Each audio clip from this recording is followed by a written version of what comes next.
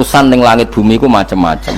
Ana wong gedhe dadi wong cilik dadi wong gedhe, kere sugih kere macam-macam. Urusan digawe bolak-balik mbek pangeran niku muk li ta'lamu supaya kamu tahu annallaha ala kulli syai'in qadir. Memang Allah iku zat sing kadang ra anake kiai dadi kiai, anake kiai ra dadi kiai, engko sing anake ora kiai dadi kiai debutan, engko ra sida kiai jatuh, engko sing ra anake kiai dadi kiai meneh dibredel meneh molak-malik donya.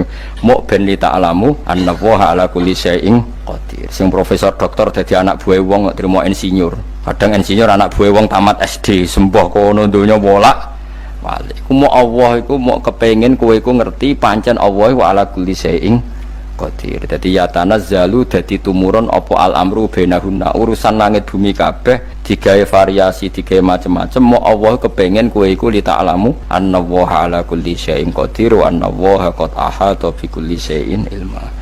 Ngendikane para ulama tafsir, nggih ngendikane para ulama tafsir niku taruhan pertama lafat niku hakikat. Hakikat iku ya hakikat. Misale urip iku ya ambekan, nggih. Urip niku ambekan, mati iku mandek ambekane. Kita takoki misalnya tarife mati ku piye?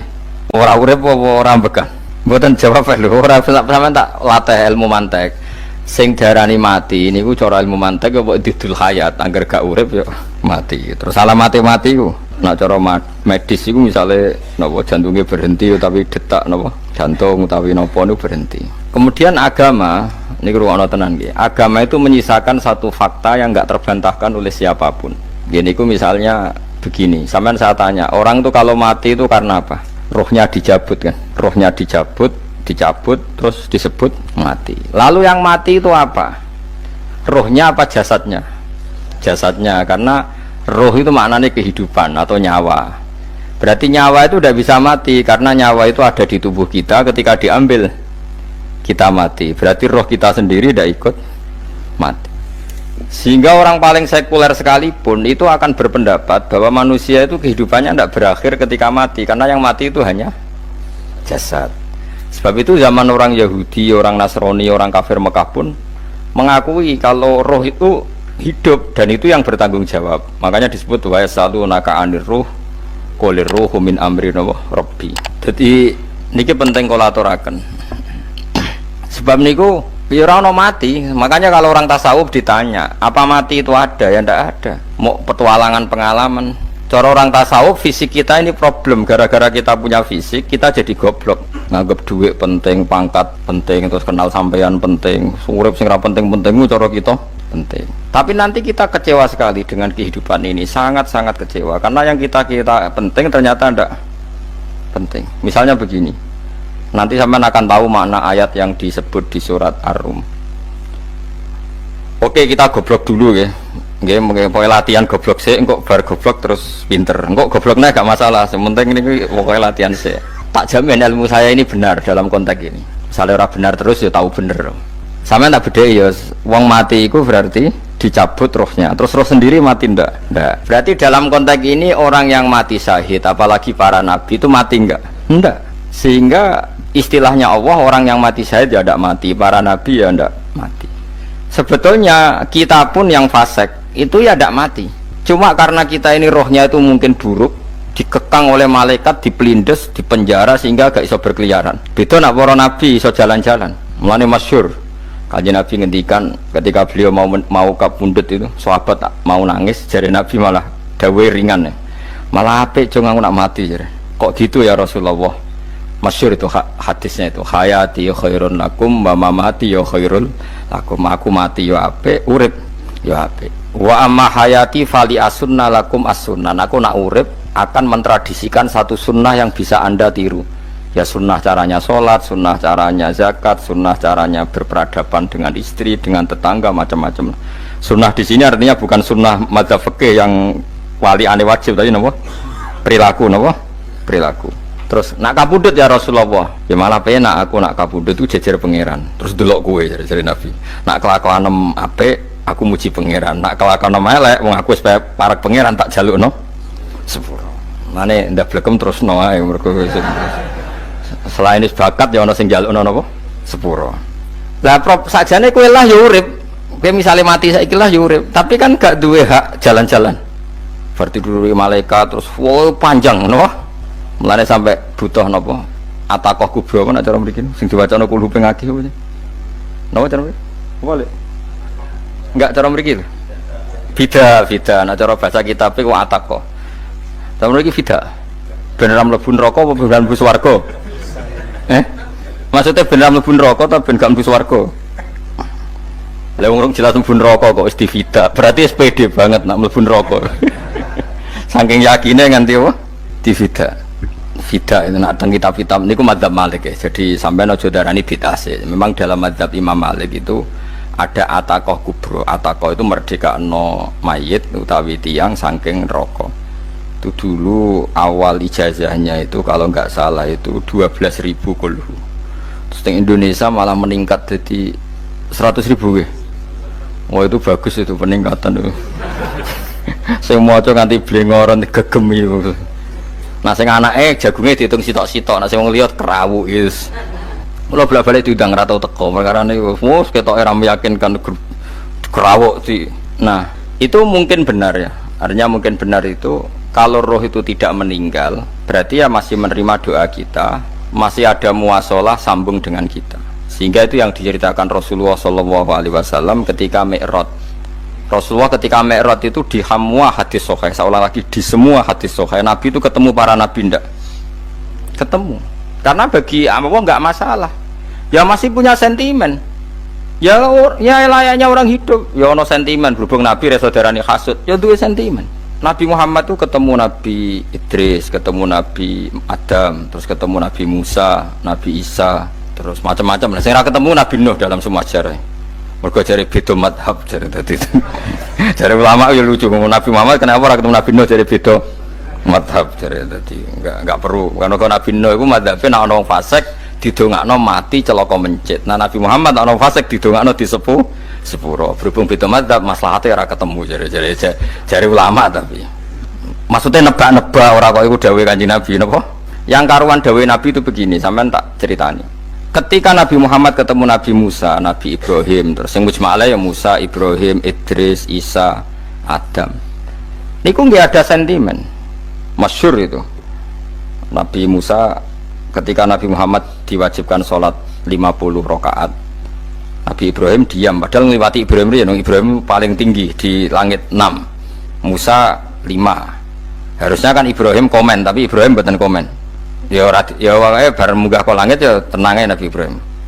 Kandhani sonopo wajibno salat 50 ya Nabi Ibrahim ya mantuk-mantuk. Ya cara Nabi Ibrahim pangeran ngutus wis dipikir dadi ora perlu dikomen. Nabi Musa komen. Dan itu melecehkan kita apa salat 50 umatku sing bener wae ora kuat kok umatem. Seakan-akan kita ini lebih buruk ketimbang umat. Ya, cara aku dadi Nabi Muhammad. Muhammad itu nabi yang meskipun afdhalul khalqi tapi kan junior ya ora bantah. Cara kula Nabi ini tak bantah, beda umat mbak umatku. Tapi Nabi Muhammad tuh gak seneng debat tuh, karena punya akhlak ya. Cara Nabi ini kuwe ngawur umatku coba pada no. Nabi Musa jelas ngendikan umatku era kuat apa meneh umat. Seakan-akan kan karena umat dia gak kuat, selainnya pasti lebih gak kuat. Padahal tidak juga. Mulane kula seneng kados saya Itali ini Zainal Abidin, salat sedina 1000 rakaat. Berarti Nabi Musa ketok keliru nih. Jadi sopo saya keterakaat kuat. Aku di umat Ali Zainal Abidin sedino 1000 rakaat. Kalau gini nate sholat sedino 300 rakaat, pisanlah tahu. Paling kan ketemu Nabi Musa kalau nate. Tapi mau tahu tok jokon terus. Lo itu kiang-kiang kuno nak Ramadan cek kuat lo ya. Terawih kan wis piro? 33 ya. Iku nak sing waras bengi cek tahajud piro? Enggak 33 tahajud standar piro to? 12 kok 2 amatir. Wah. Kowe wis gak murahan tenan, Kang. Tahajud itu standar piro to? 13, Kang. 13 itu tahajude 12, witire sita utawa tahajude 10. Witire 13. Kabeh riwayat itu 12, Kang. 12 witire sita berarti 13. Berarti 3 gas gawe 20 sik. 20 ambek 13 piro? 33 tambah 17 rakaat. Pinten? Mun 50 kan sholat 5 waktu kan 17 rakaat. Engko ana sing rodok kiai kan qobliyah ba'diyah. Asal aja ba'diyah asar lho. Wis nglangkai 50 sembrono iku Nabi Musa ngeklaim enak wae makanya. Tapi Nabi Muhammad nabi yang baik dene ora Buatan kok terus gak terima guys meneng ae napa. Itu namanya sentimen. Ya boleh Nabi sentimen boleh, Nabi juga manusia boleh punya sentimen. Akhirnya dituruti nganti 5 waktu ya, berarti kantun pinten 17 rakaat. Nah yang ada sentimen tuh begini, lalu Nabi Musa ku nangis, lalu Nabi Muhammad semedon bisa nangis. Aku ya pengiran mayubki kaya Musa, sing nangis, kowe nangis nok kowe apa? Ya Allah, saya itu tidak mengira ada hambamu yang setelah saya yang bisa naik kelas di atas saya. Dia tidak terima kelasnya dilewati. Makanya Nabi ya karena punya roh itu ada sentimen. Orang kaya kowe ana wali kutub ya ben kono wali-wali dhewe, penting aku oleh ngerokok oleh. Kita kan tidak punya sentimen. Itu tidak baik dalam kehidupan orang kok tidak punya sentimen. Makanya Nabi Musa itu terkenal, Nabi paling sering mensomasi Nabi Muhammad. Makanya dia ceritanya diulang-ulang di Quran karena dia paling banyak sentimennya. Oh sering gerutu deh. Tapi lucunya pangeran itu seneng mbek gerutune Nabi Musa dan itu nggak bisa ditiru, masyhur itu. Karena ketika dia gerutu terus gitu, ngomong sendiri gerutu, khiddah itu gerutu. Bahasa Arabnya khiddah omongan sing tajem sing gerutu. Nabi Muhammad tanya sama Jibril, ya Jibril, kenapa Allah nggak tersinggung ketika Musa menggerutu terus? Jawab Jibril, huwa ya alamu khiddata, pangeran wis apal mbek gayane dekne, dadi yo dibarno. Dan itu tidak cerita Israiliyat, itu cerita-cerita yang masih di hadis sahih. Ini tidak cerita Israiliyat, cerita-cerita masih di hadis sahih. Makanya gerutu itu ya oleh, brengkel itu ya oleh asal proporsional, brengkel itu ya oleh asal nopo proporsional. Yaiku siji syaratnya keyakin aku kekasih pangeran. Problemnya kan orang kekasih pangeran. Musa itu gak terimanan. Contoh paling masyhur itu tadi. Musa, kalau kamu sudah membebaskan Bani Israel dari kaum Jabarin, kaum Kan'aniyin, ini ku tiang-tiang putih. Kalau nantrang iku ora iso, pokoknya bangsa Palestina. Tapi jarane Palestina bukan Kan'aniyin, pokoknya angel, pokoknya Kan'aniyin coba. Gak usah diterjemah sensitif. Kamu tak kei Taurat. Barang jare setelah kaum Kan'aniyin ditaklukkan Nabi Musa sowan ning Turisina. Turisina iku gununge niku mulai Yordan ngantos kawasan Mesir, wis pol gede nih. Niku sinten Nabi Musa ngajak waqtara Musa qaumahu sab'ina rajulal limiqatina. 70 orang pilihan ya cara kene santri pilihan, kiai pilihan dijak. Pokoke singkat cerita Nabi Musa mojok sebab piye umat piye pokoke terus gawa Taurat. Umat sing 70 wong brengkel lan nu'minalaka hatta narawaha napa jaro. Kok enak sampean mojok dhewe terus muni ketemu pangeran. Kita ndak bisa percaya kalau nggak melihat Allah sendiri. Gentenan pangeran sing tersinggung, wong ora nabi kok kecangkeman njaluk koyok nabi, ora levele njaluk roh pangeran. Terus akhirnya disamber bledek mati pokoknya. Bareng mati Nabi Musa malah lucu. Ya Allah, tiang 70 tak jak kon dadi seksi. Nak jenengan mateni terus seksine sinten? Sepundi jenengan kudu diuripno. Akhirnya pengiran diuripno. Perkara ini dikomplain Nabi Musa. Jadi Nabi sering gremeng, sering komplain pangeran Nabi Musa. Tapi pangeran seneng wong kekasih, yes bener wae. Mulane wong penting dadi kekasih pangeran sih. Engko keliru-keliru ku bener wae. Tapi nek ora kekasih bener wae ya salah musuh. Wis pidato pengajian nak siar Islam, tapi nek ora kekasih disalahno mbek pangeran. Ana wali ku nak salat iku ora tau kok jero masjid. Iku wali. Padha mek sing sof awal. Sing sof awal gak trimo salat ning jopo kok wali. Ya kok dhuwur. Ditakoki, kena napa jenengan kok wali padahal nak salat kok guri kok jopo jare. Aku iku isin sowan pangeran kok ngarep mergo dosa aku iku akeh. Baro kaya sopan rawani kok ngarep iku ngrasa. Dadi sing seneng sof awal ya wong pede-pede. Tapi aja ndot iki ilmu kok aja ndot. Ora ngeteruske muni sof awal gak sunat. Dari Gus Bawo sesat kayak ngomong ngono, sembrono. Maksudnya kabeh ku ana ilmune. Ngene kalau nak sholat go guring ya ana ilmune. Mergo nak nggo ngarep imame dredeg faktor iku. Dadi yo ana wali mergo sholat kok guri. Inni astaghfi minallah iki isin mbek pangeran. Nak aku sing atadan nasubidzunub aku iku urung bersih kok sholat kok ngarep. Mane wong ngaji ku ya bolak-balik aja kok mau ngaji. Afdol paling soft paling apik soft awal, terus maksa soft awal mau soft guri iku ya ilmu. Mbok guri iku ya ilmu. Sing ora ana ilmune iku ora jamaah, iku ora ana ilmune. Nek iku ora ana napa? Ilmune blas iku. Dadi wali ku ya macam-macam. Paham ya? Terus Nabi Musa niku nak ndonga niku ya ora karu-karuan, cara kita anut ya ora karu-karuan, tapi Nabi kekasih pangeran ya masyhur.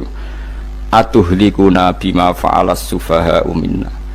Itu berarti sedurunge Rabbi law syi'ta ahlaktahum min qablu wa iya. Nak mereka jenengan sambar bledek perkarane salah, menisan kula dadi gak nabi-nabinan. Dadi nabi ora wong andalan. Nak menisan pateni iki kula menisan pateni dadi terus bar gak nabi-nabinan. Terus atuhlikuna bima fa'alas sufaha minna. Karo dene wong tiyang goblok liru jinan pertimbangno. Barno ampun wong goblok wae. Lah iku sing tak anut, mane wong goblok ku barno wae. Wong goblok kok dipertimbang.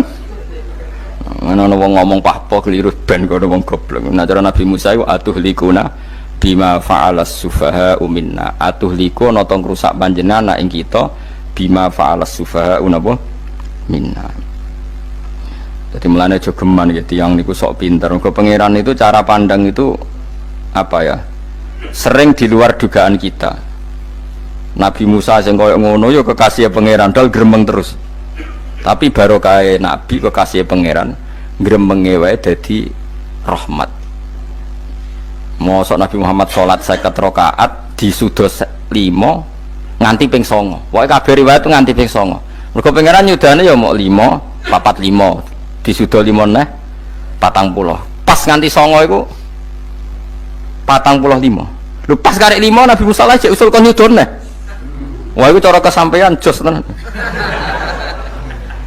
Jadi sekarang 5 kan patang kan 50. Mari Mustafa iso matematika beda takoki. 50 dikurangi 5 ping 9 karek piro, Bos? Lha yo 50 ping 5 kan 5 ping 10 kan 50. Berarti nak ping 9 iku cek 5 lah. Kok katut Mustafa. 50 disudah 55 ping 9 karek piro? Karek 5. Lah Nabi Muhammad itu bolak-balik ping 9 mereka mau disudoni pangeran ya mau. Lah terakhir 5 itu Nabi Musa maturna iku cek pangeran dawuh iku jare Nabi Musa ijo ora kuat matem. Njone keringanan. Terus Nabi Muhammad oh iku wis isin karek 5. Ada 5 disudoni meneh kan enteh. Lah iku sing kula lah usul iku betul-betul iku. Mestine menisan apa? Ya tapi nak menisan kan ya lucu kalau bumi diugano dan nampa salat jebule ra sida kan malah ra karu-karuan kan. Jadi ben sampean ngerti nggih. Mulane mbon niku nggih urip iku jawab malih urip iku ora mati. Makanya enggak ada aliran manapun di Islam ini yang memungkiri kalau doa itu sampai mayit. Meskipun ada yang mengkritik tahlil, mengkritik ngitung dinane mayit. Oke, enggak apa-apa ada yang kritik.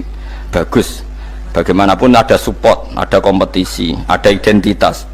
Tapi kalau meyakini doa nggak sampai mayit itu ndak ada dalam firqah ulama manapun.